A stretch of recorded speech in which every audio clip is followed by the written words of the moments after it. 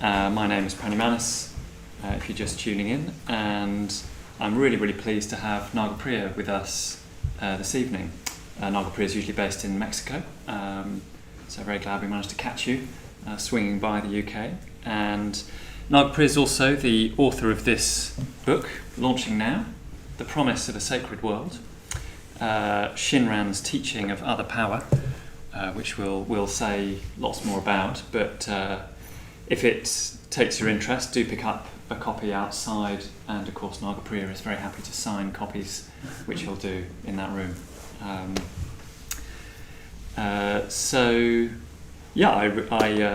really enjoyed reading the book. It's been quite a journey, as they say, and look forward to hearing more about it. Perhaps I'll just say a little bit more about Nagapriya as well. So Nagapriya was ordained in 1992 when I was a little boy, and given the name Nagapriya, which means beloved of the Nagas, Nagas being mythic serpents that guard treasures or teachings at the bottom of the ocean, if I'm not mistaken. You're not. After living and practicing some time in Britain, Nagapriya founded the centre in Cuernavaca in Mexico, and is now involved in ordaining people, and in fact is part of the College of Public Preceptors who oversee the integrity of our ordinations. Wow. I hope that's a fair description. Sounds quite a responsibility. It does, doesn't it? Yeah, you tell me. Anyway, very good to have you with us, Nagapriya. Welcome. Thank you. It's very nice to be here, and I'd like to thank the London Buddhist Centre for inviting me to come, and thanks for coming to the event, everyone. Yeah, good. Great.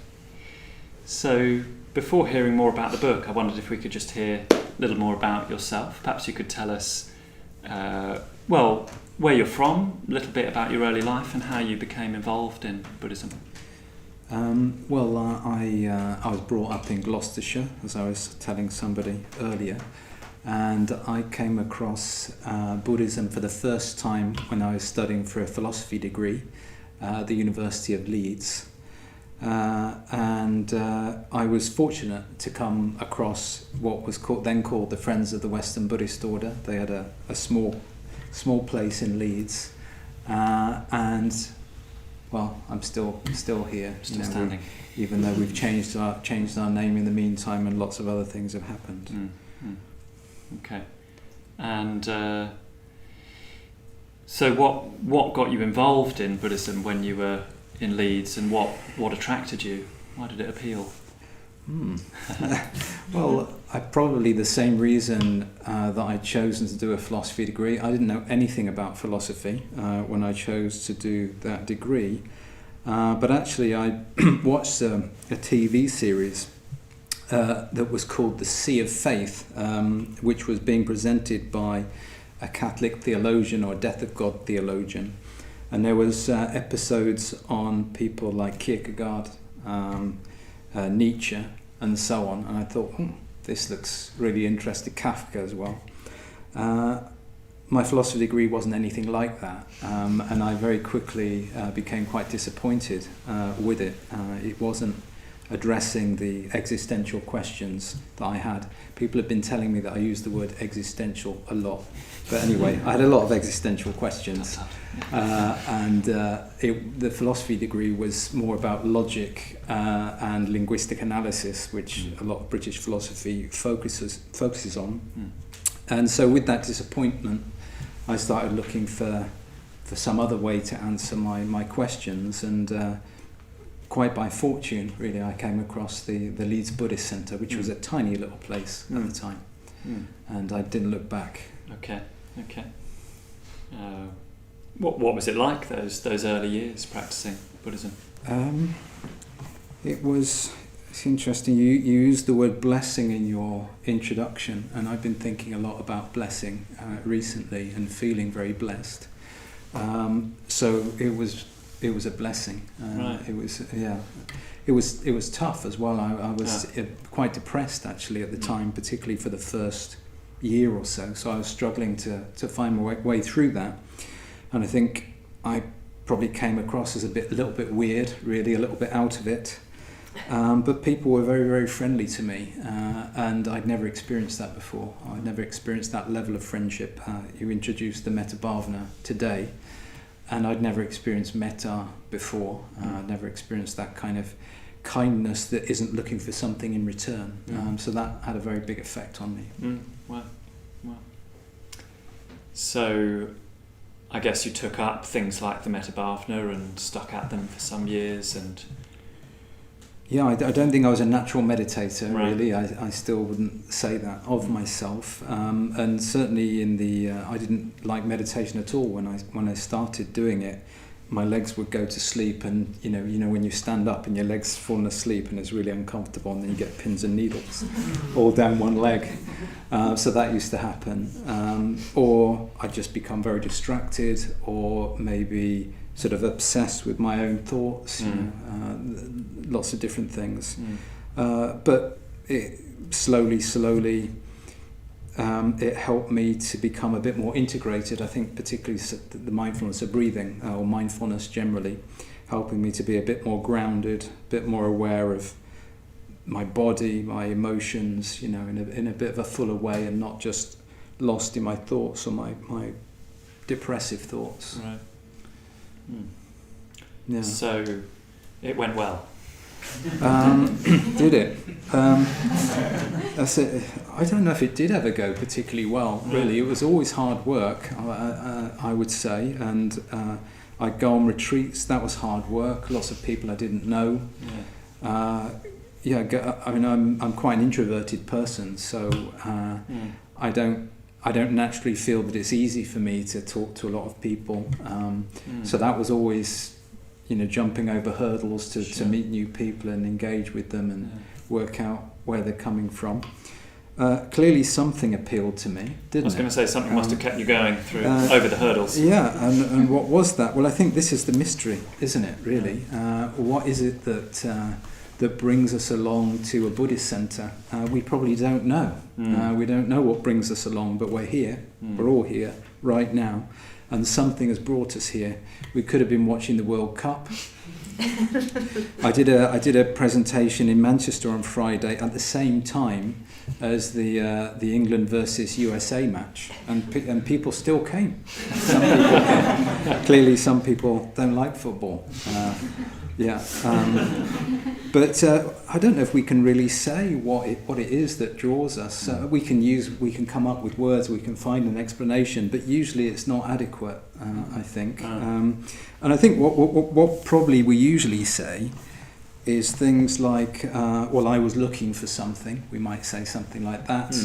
At the Cuernavaca Buddhist Center that you mentioned, a lot of people who arrive say things like, "I'm looking for my inner peace."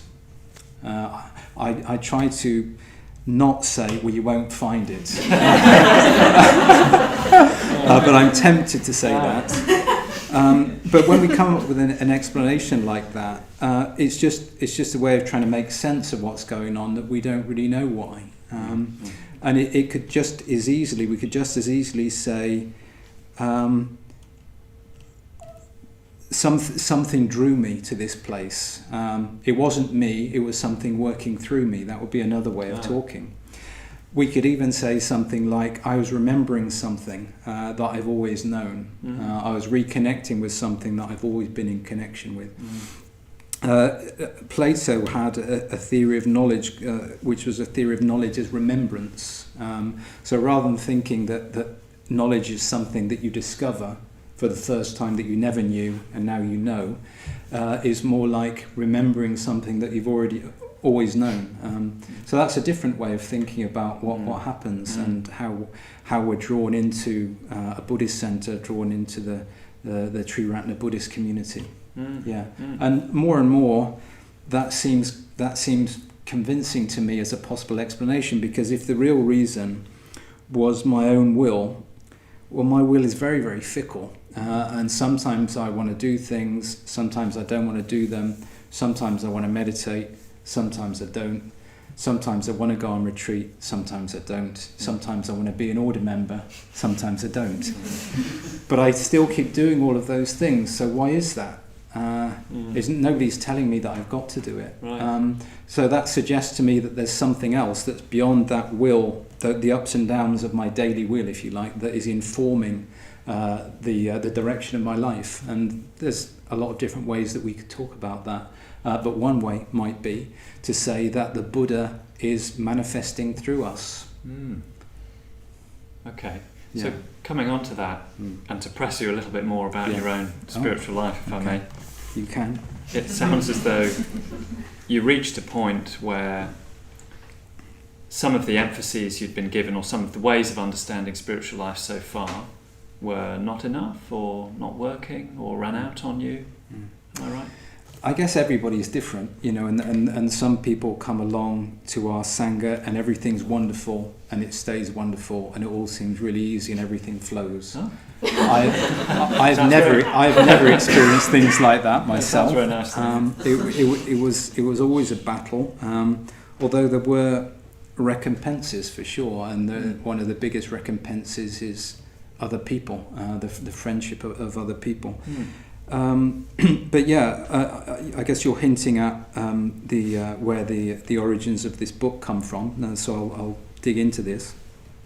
So maybe after about 10 years of Dharma practice, something of that sort, a bit more, around about 10 years, I was living in Wales, and I was living in a study retreat centre, and we ran regular study retreats for mainly for order members of the Triratna Buddhist order. It was quite, the resources were quite limited. I write in the book that we had one shower for sometimes up to 17 people, and it was quite cramped and quite uncomfortable in many ways. And I started feeling, or concluding maybe, that I had failed at Buddhism. I'd failed at the Buddhist life, and I felt that I couldn't do it anymore. The idea of becoming enlightened just seemed like a fantasy. It seemed further away. Didn't seem closer, it seemed further away, and every day it seemed further and further away. And I again became a little bit depressed. And around about that time, one of my friends called Ratnaguna, he was doing some reading around a Japanese teacher called Shinran, and he mentioned this to me. I'd never heard of Shinran before, I didn't know anything about him. So I said, well, it would be great to study something, to look at a short text. So we did, and we looked at a very short text, about 5 pages, which is usually translated as the Hymn of True Faith, or the Hymn of True Shinjin in English. And what I remember from that is the realization, or the affirmation that I cannot get enlightened. Oh. Yeah.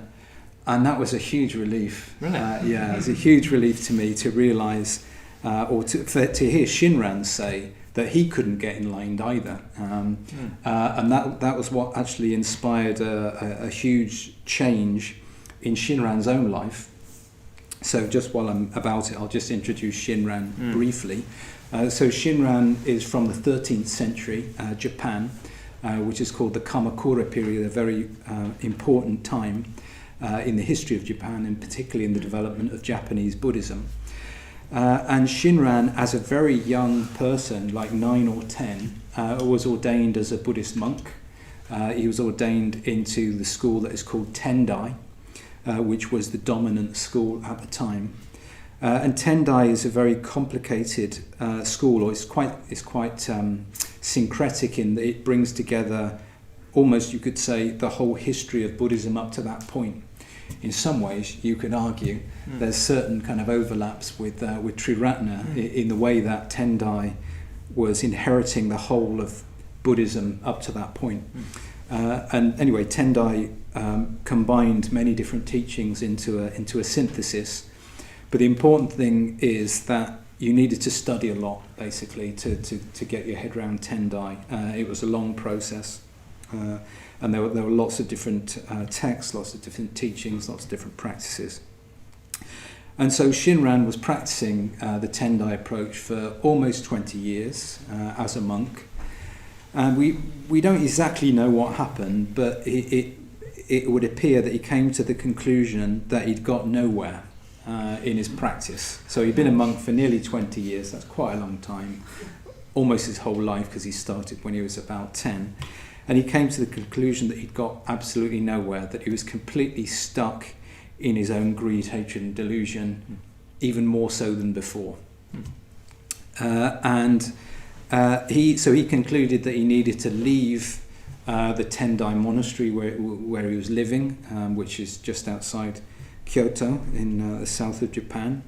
And he actually did a solitary retreat, he was planning to do a 100-day retreat with this question, more or less, what should I do? What should I do next? And the answer that came was that he should seek out a teacher called Honen, which he did. And what Honen taught him was to recite the name of Amida Amitabha Buddha. That's what he essentially taught him. And I'm just going to pause there because I've introduced Shinran. I was talking about me, wasn't I? So that's Shinran there. Yeah, you've done Nagapriya, Shinran and Amitabha. That's it. And parallel, so this is his point though, so that's what happened with Shinran. What happened, it wasn't 20 years, it was a bit quicker than that. But I got to a point as well of feeling that I hadn't made any progress. I couldn't make any progress. I couldn't get enlightened, as I said. But instead of that being discouraging and disappointing, it was actually a massive relief. Because doesn't it go against something we're taught? It would appear to, wouldn't it? Yeah, because we're normally taught that we can get enlightened, isn't it? But I suppose really that there's a bit of a trick in that statement that I cannot get enlightened, because I cannot get enlightened, but that doesn't mean that enlightenment is not possible. Okay. So when we're talking about ourselves as the person who may reach enlightenment, we're thinking in terms of a very limited self, our ego self, we could say. That self cannot get enlightened because that self is inherently an expression of greed, hatred and delusion. So enlightenment can only happen when that self steps aside, if you like, or when that self can let something else through. So that's in a way where I'm going when I say I cannot get enlightened. Sure. And so then I suppose the question arises, or maybe this is your next question, so how can enlightenment happen? How does it happen? I had a slightly different one in mind, but you can answer that one. Well, I'm interested in your question, and I'll come back to mine. Okay. Yeah. What does Amitabha or Amida have to offer somebody like Shinran or yourself who's reached that point of thinking, actually, maybe I've made no progress, maybe I cannot even get enlightened? Yeah. So Amitabha means infinite light, and it's the name of a cosmic Buddha. Normally, when we think about the Buddha, we may think of the Buddha as a person who lived on the earth in ancient India. He lived for 80 years, he became enlightened, and then he died. And we're still, fortunately, able to learn about his teachings and put them into practice. So that is what we could call the earthly Buddha, or an earthly way of understanding the Buddha. But as Buddhism developed, the vision or visions of who the Buddha was and how the Buddha could be contacted evolved, particularly the idea being that the Buddha is someone that could be encountered in visionary experience or in higher meditative experience. The Buddha was someone who transcended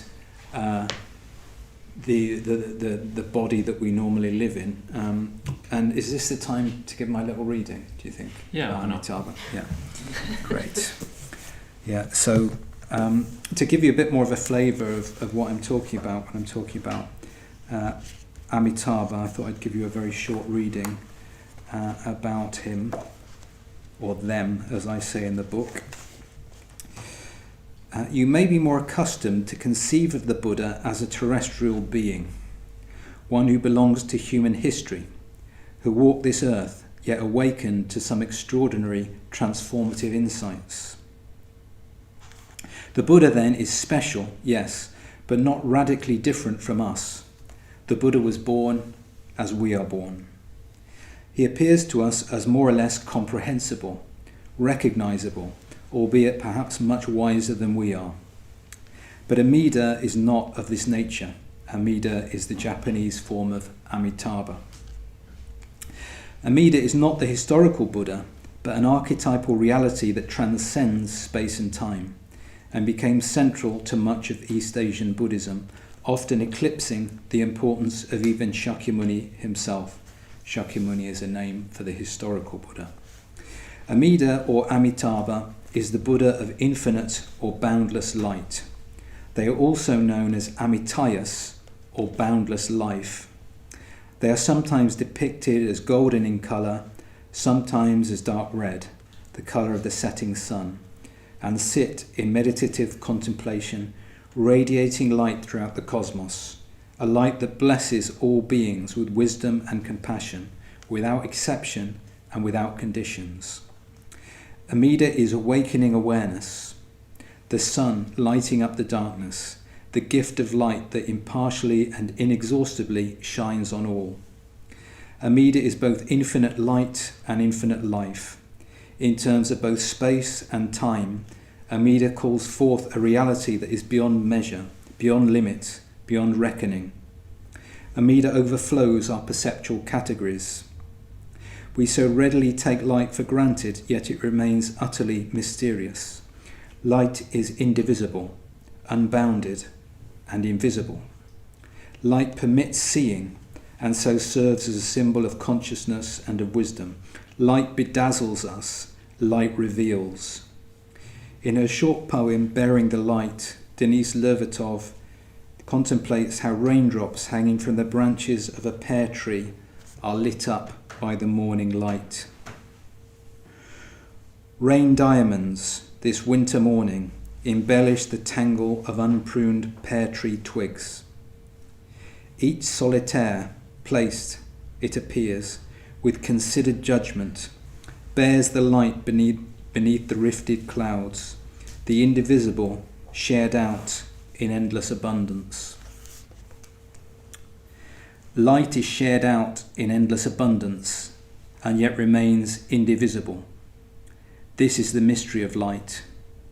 It is not an object itself, but a condition under which objects are seen, by means of which they are able to reveal themselves.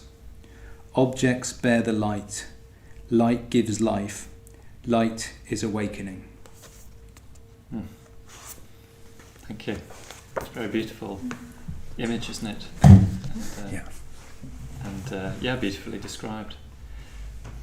And light is a good image for enlightenment, isn't it? I mean, I suppose enlightenment's got the word in it, but like you say, light can't be divided and can't exactly be seen. Light is what permits seeing. If you think about a star, when you look at the sky at night, the light that is shining from that star never stops. It just continues in all directions, and it touches everything. So it doesn't decide that it's going to fall on one thing and not on another thing. It gives its light indiscriminately to everything and everyone. So in that sense, light is a symbol for Amitabha's compassion, which sets no conditions, sets no limits, blesses all beings. So it's now a good time to come back to the enlightenment question. Okay. If it's not possible in the way that we thought, and in a sense in the way that we were taught, and one arrives at this kind of dead end or crisis, what is the route then? Well, I think that often when we think about enlightenment, we're using metaphors of time and space, first of all. So we think of enlightenment almost like a place, and we often use the language of a path, for instance. So we walk the path and then we attain the goal. so under that way of thinking, enlightenment is like a place in the future, somewhere we're going to get to if we make enough effort. But what we discover when we start walking is we don't seem to be getting any nearer. And sometimes it feels like actually we're getting further away than actually getting nearer. So to follow through with that particular metaphor of enlightenment as a place is more like the horizon than a fixed destination. So it's a way of orienting ourselves rather than a place that we will arrive to. But as well, when we think about enlightenment in that kind of way, we often come to Buddhist practice feeling that we're missing something. There's something missing. We're not happy. There's something missing from our lives. We don't feel complete in some way. Maybe we're actually not enjoying life at all, and we're looking for something. We're looking for something to fill a gap, to fill a sense of emptiness that we might feel. And so we latch on to Buddhism as the means of filling that emptiness, and we start thinking that in the future things will be better. In the future I will be more enlightened than I am now. And if we're not careful, we start to live in a very future-oriented way, thinking that if only I'll make 10 years of effort, and surely at the end of 10 years I'll be feeling a lot better than I do now. A kind of bargain, you could even say. We make a kind of bargain with ourselves and with life, thinking, 10 years seems like a fair crack. I'll give it 10 years and see where I've got to. So the 10 years passes, and we may feel just the same as we did at the beginning of the 10 years, or we may actually feel that we're further back than we thought we were 10 years previously. We're not really further back. We're just more aware of ourselves. We're more aware of how our mind works. So that makes a bit more sense of what might be happening if somebody arrived at a point of thinking, oh, have I made any progress? Or as you said, at your epiphany in Wales, I seem even to be further away. That's what you really mean, is to become more aware of the situation. Yeah, and this is what I call a paradox of awareness. So as you become more aware of how unaware you are. So while you're relatively unaware, I mean, dogs don't think they're unaware. They're fine. They're just happy. But as you become more and more aware, you start to see how limited your awareness is, and you also start to see the negative impacts you have on other people, which you didn't notice before. You start to see all the ways in which you miss opportunities to thank other people that you never thought about before. You start to see that you've had all these blessings all along that you never noticed before. So it can be quite hard, actually. It can be quite hard. But it has the positive side as well, which I just mentioned. When you're relatively unaware of yourself, or when we're relatively unaware of ourselves, while on the one hand we're perhaps not very aware of our own ignorance, greed and hatred, which might feel like a good thing, but we're also unaware of all of the ways in which other people are helping us and giving to us, and that's not a good thing, that we can't see that, partly because we can't appreciate it, and also we can't make the most of it usually either. So the paradox is, as awareness grows, we become more sensitized to our own tendencies towards selfishness, let's say, our own tendencies to irritability, our own tendencies to just be spaced out, whatever they might be. But equally, we start to recognize the positive side as well. We start to see other people in our lives more. We start to see them as humans. We start to see them as sensitive beings, and we start to see how many of them are helping us without expecting anything in return. And so Shinran wrapped that into a sort of new system, a new way of understanding spiritual life, a new way of practicing? I don't know if I would put it that way, because quite integral to the vision that Shinran arrived at is that effort has no function, or effort does not serve us, because effort is a product of the ego-directed will. Or maybe to put it a different way, if there's effort and it's being directed by the ego-centered will, then it's not useful. It's not helping us. Okay. And really, what I think that invites us to do is to investigate a little bit more. What's going on with us? Why do we want to meditate? What do we think is going to happen? Is it really all about us, or is it about allowing something through, or is it about opening up to others? So Shinran would say that Amitabha is a cosmic Buddha. Amitabha is not limited by space and time, and Amitabha is enlightenment. And according to the myth of Amitabha, which some of you may know, many eons ago, Amitabha made a vow, which is called the Bodhisattva vow, or a Bodhisattva vow. That's the promise, by the way. So he made this vow to create a universe, a world, that's a sacred world, into which all beings could be reborn if they wanted to. And he spent many eons assembling that universe. And according to Shinran, the only thing that is required in order to be reborn into that land is to call on Amitabha. That is all that is needed. And that calling is also given to us by Amitabha, so it doesn't arise from our own self-directed will. So what that fundamentally is saying is that enlightenment is unfolding already.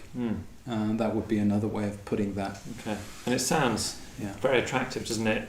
Effort being redundant, enlightenment already being arisen, even calling the name or the mantra being, as it were, called out of us, so we don't even need to direct that effort. What's really meant by all that? Because it's quite mysterious, isn't it? So let's say mindfulness of breathing, metta bhavana, going on retreat, what we call the path of regular steps. All of that makes sense, especially to the rational mind, doesn't it? And it sounds good, and I think quite often it feels good. You know, I was doing a introductory weekend retreat just this weekend, and of course people brighten during the course of the weekend. They pick up something that they think they'll use, they feel better, and so on. How do we reconcile those? I don't know really, but I think what I would say is that what I want to say is that Shinran's vision of Buddhism is a religious vision. It's not a secular vision. It's not a self-help or self-growth vision. So very often when we present Buddhism or hear about Buddhism outside of an Eastern context, it's presented using language of self-development. So the idea that you can become better than you are, you can develop certain qualities, you can live a better life, you can fulfill your potential, to use that kind of language. Sounds good. It does sound good to some people. And what's the problem with it as well? What are the risks? It's I don't know if it's quite flat. I think it's kind of two-dimensional, right. And maybe for many people there is no problem. So I'm not going to make a problem where one doesn't exist. I see. But I think for some people there is a problem, and certainly for me there was, and is. That ultimately that way of speaking isn't enough. It doesn't address. It doesn't speak to the Nagas. That kind of language doesn't wake the Nagas up. They're not interested in that kind of language. You need to get it right with them. But also I think that it can very easily confirm and reinforce a very selfish way of seeing the world, Right. So if our Buddhist path is about me, and it's about my development, it's about my meditation and me moving forward, it can become very, very self-centered. And, you know, we might even think, well, why should I be interested in other people? I'm not, you know, it's about me. So that is quite dangerous. And I think if you're, and it becomes a kind of contract as well. Everything becomes a contract. So I'll put in the effort if I get the result.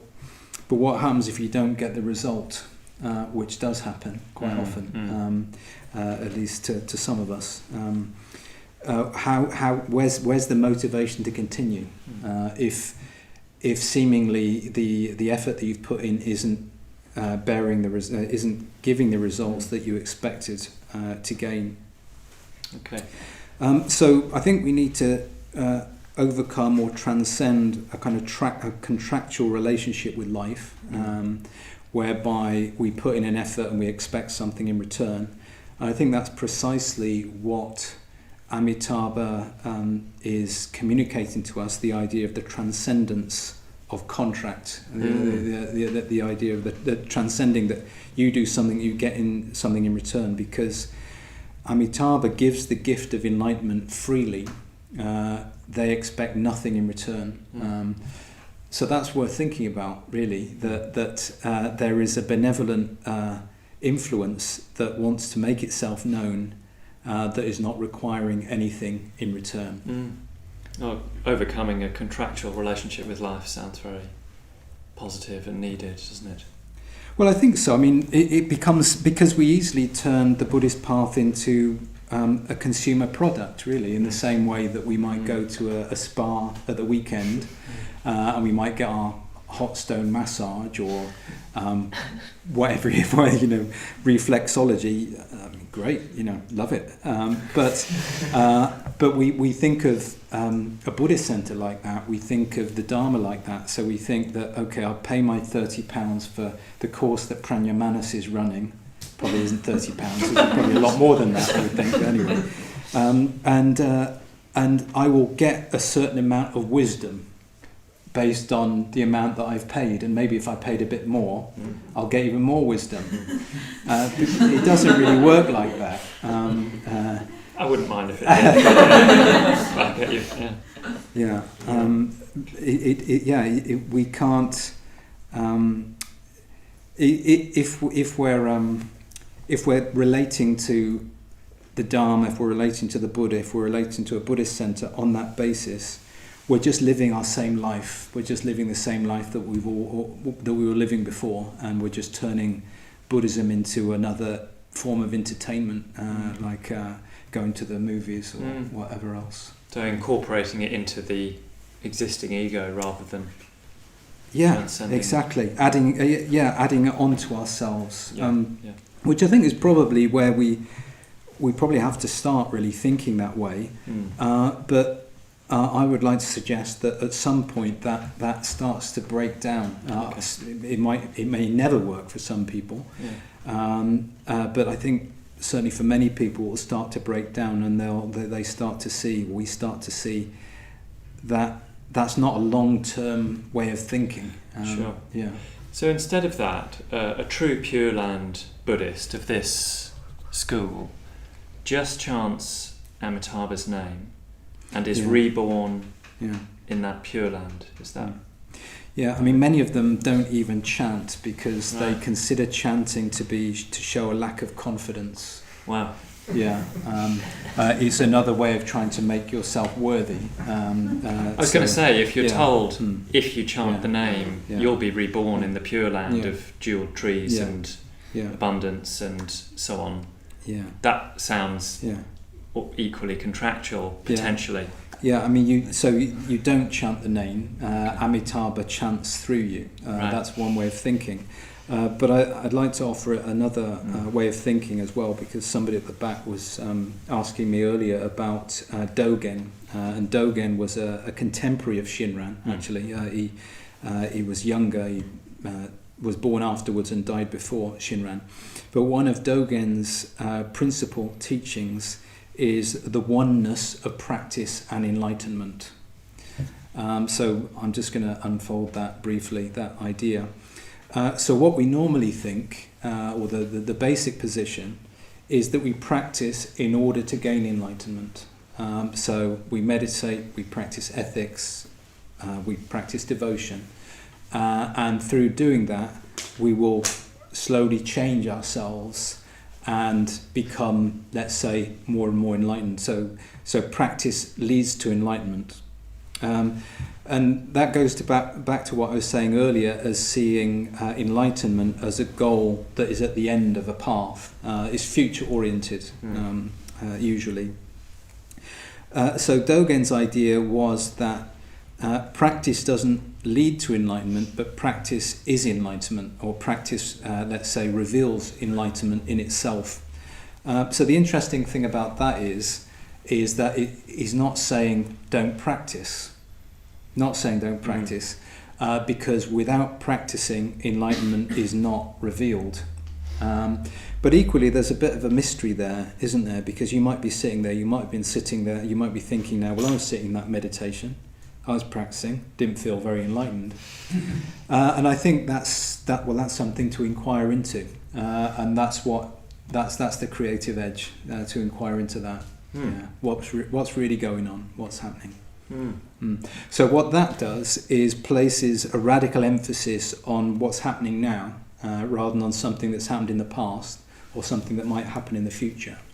And given that the present moment is all that there is, I think it's quite good to pay attention to the present moment. Right. And I think that's where the idea of the oneness of practice enlightenment comes in. The link to Shinran, or that I made at least, is to see the saying of the Nimbutsu as enlightenment itself. That's the mantra, isn't it? Sorry about that. Yeah.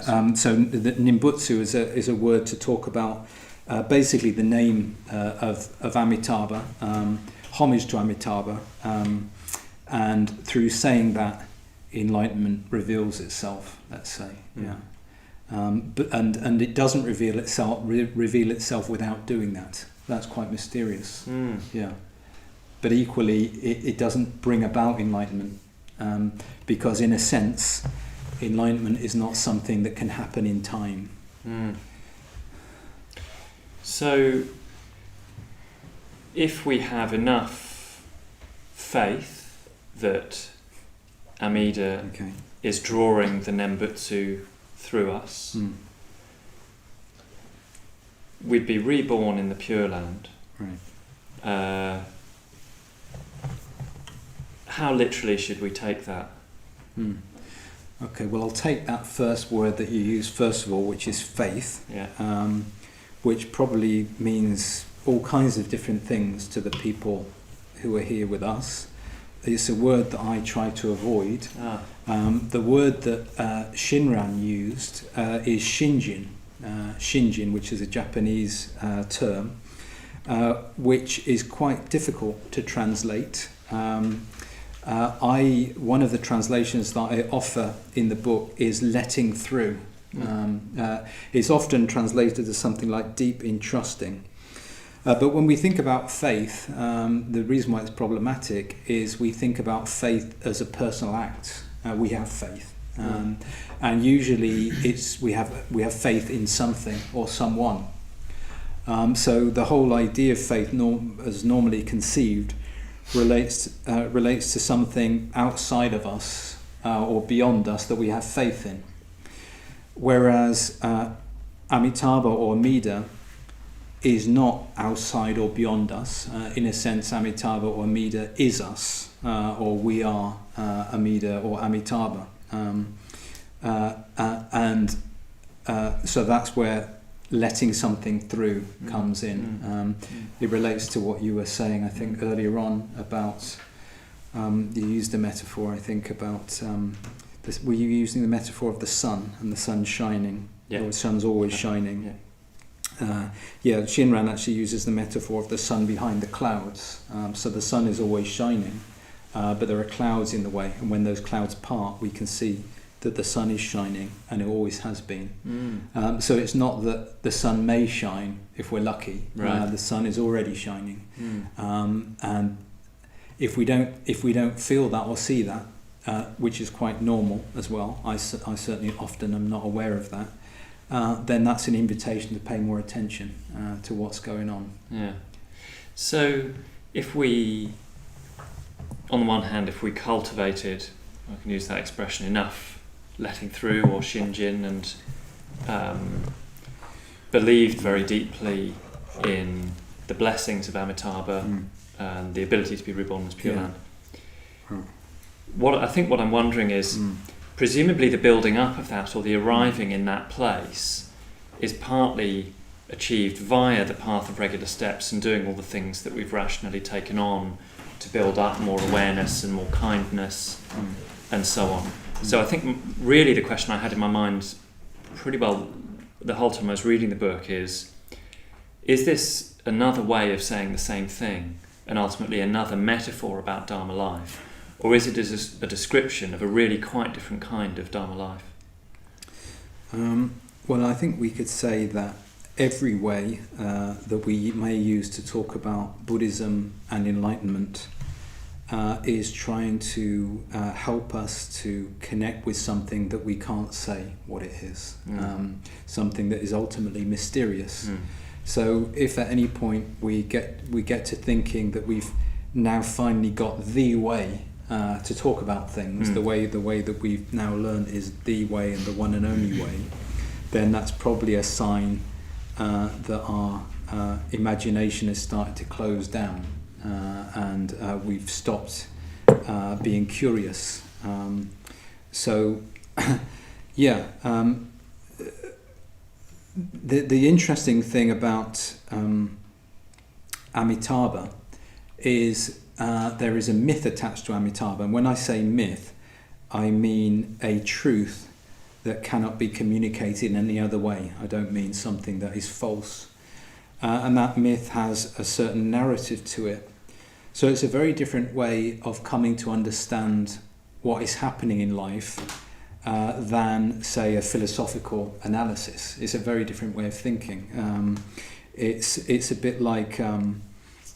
So you know, for instance, you could carry out a study of what's going on in your experience. You could carry out maybe a phenomenological study, and you could think, well, there's a table there, and so on. But a myth doesn't do that. It invites you into a story, and it invites you to participate in that story, or start to understand your life as unfolding in terms of that narrative. It's just a very different way of thinking about what we are, and about meaning, really. Okay. Yeah. So it's different. I'm not going to say it's the only way, but it's a particular way. Yeah. So just thinking about what this might mean for us in this society and now, and the ways we practice and our Buddhist centres and so on. Yeah. I mean, would we or could we just chant the Nembutsu? I don't know. I don't know whether we could. I'm not sure that I would suggest that as a first step to most people. I probably wouldn't do that. But I think what we can all open up to is to recognise that the world is bigger and more mysterious than we tend to think it is. And the answers that we think we've got are probably not as complete as we think they might be. And I think the problem with living in any particular culture is we will tend to think that the story that culture tells us about what's going on is true. And it's quite difficult to step outside of that and to realise that it's just one story amongst other stories. What sort of thing are you thinking of? That we are, say, the story of evolution, for instance, with nothing wrong with that. But if we think that the narrative of evolution explains the value of human life, then I would say that would be a very limited a very limited way of thinking about what we are. Doesn't mean that the narrative of evolution is untrue. I'm not saying that. But there's a way of over-investing it. Yeah, and it's not going to offer us necessarily a way of understanding the value of our lives. Yeah. Even if it may tell us how we came to be here. Yeah. So if we think about, say, the scientific worldview, the scientific worldview will tend to say to us, we're products of evolution, we're products of genetics, we're born, we reproduce, we die, and that's kind of it. So and we may be tempted to think that is just true. But it's not. It's actually it's one way of making sense of what's happening. Right. But it's very difficult to see that like when we're inside of it. It is a myth. Might be a way of making sense. Yeah. Right. It is a myth. Yeah. But if everybody shares the same myth, we tend to think that it's just a fact. Right. Yeah. Right. And I'm not saying that it has no value, by the way. But speaking from my own experience. I came to the conclusion that the narrative of what a human being is that I learned in the culture that I grew up in was not sufficient for me. It did not sustain me. It wasn't meaningful. And paradoxical though it may sound, and weird though it may sound, for me the myth of Amitabha is actually much more compelling, and it seems much more truthful, but not in a literal way. Okay, just thinking for a minute about the world that conceives. So, where there's Amida's vow, the possibility of being reborn in the Pure Land, it sounds from your book as though the cosmology that's based in here is to do with a declining world or universe called Mappo. Am I right? I don't know how you pronounce it. You are right, and you do say it that way. So there's an idea in the history of Buddhism that basically Buddhism will decline, and that was around from quite an early time, and eventually the Buddhist teachings will disappear altogether, and at some cosmic age in the future there'll be another Buddha, and that Buddha will reintroduce the Dharma teachings. But this idea became quite important in Japan, and particularly around the time that Shinran was living. And he and some others became convinced that they were living in the time that is the final age of Buddhism. Basically, everything was collapsing. That's what they thought. And that was borne out by some of the historical events that were happening, like famines, like disease, like civil war, a lot of fighting, and so on. And some Buddhist texts indicated that they were specifically designed to be taken up in such difficult circumstances.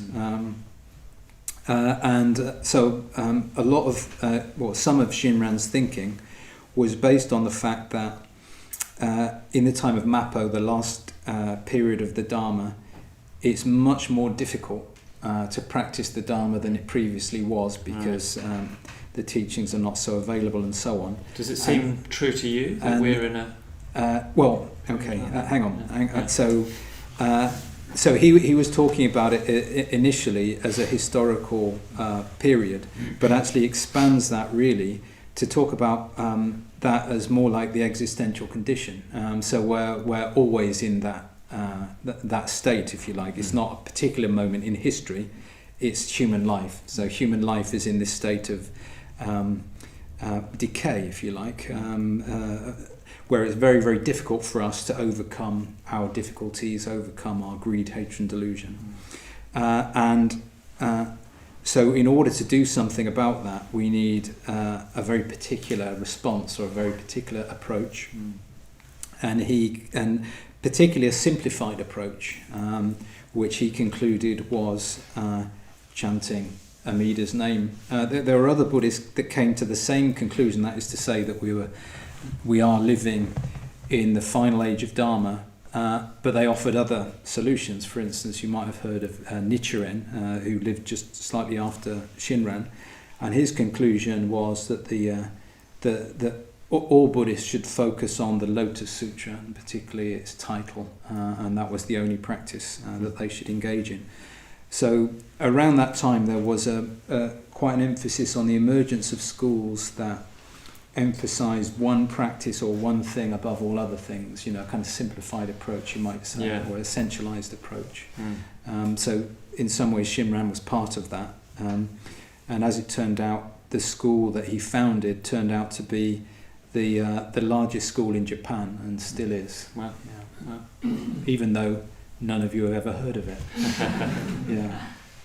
So we'll have to wrap up in a minute, actually. Okay. So much more that we could say, and I've had to skip half of my questions. But I want to finish by asking again about your own practice and your own relationship to this. We started by hearing a bit about a moment in your spiritual life where an idea of spiritual life or of progress collapsed, and so on, and then you've had all the years in between and got particularly interested in this. And I'm curious now about your own relationship to it, your own practice, how that's been affected, how you practice in this sort of way, and what you've taken on of this. And can you say a little about quite that? a personal question, isn't it?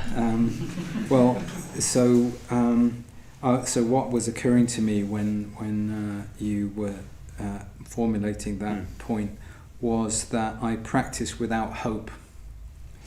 So I practice without hope of any particular fruit or consequence. In my own case, if I start to focus on some outcome and fruit, I immediately start to feel the resistance. I immediately get into a contract mode, evaluating, is this worthwhile or not? And it just doesn't work for me. So if I sit to meditate, I don't sit to meditate thinking that I will get something from that. I just sit to meditate. Or if I do a puja, that's a devotional ritual, I don't think, I'm going to feel more emotionally positive at the end of it. Okay. I just do it. And that's how I practice. Okay. Yeah. And if somebody felt a bit stuck in that mode, the contractual agreement, if you like, and noticed that always came up in their mind, that they perhaps are doing puja to feel more positive and do meditate because they want its effects and so on, do you have a recommendation for them? Well, it's something that we can all get engaged in. I think it's useful to look into why do we think we're missing something, because that's often what's going on. We think that we're missing something and we're looking for it, and so what that means is then we start to again go into future orientation, and we start sort of moving away from what's happening because we're looking for something that we're missing. And sometimes it's just easy enough, or you don't need to do any more than just notice that tendency and just let it go, and just come back to now. Let go of that looking for something that you're missing, and see what happens. Well, I think that's a reasonable point to finish at, a good one even. Thank you very much, Nagapriya, for sharing your insights and something of your practice. Thank you very much. You're welcome. Thank you.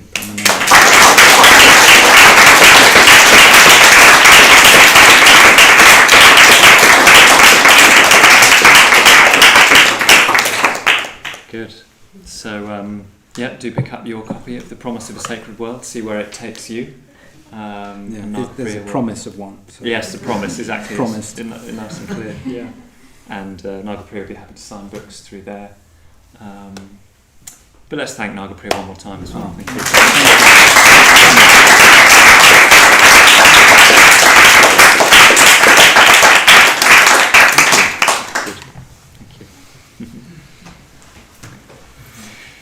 And if you don't mind helping us by putting the gear to the sides, that'd be good.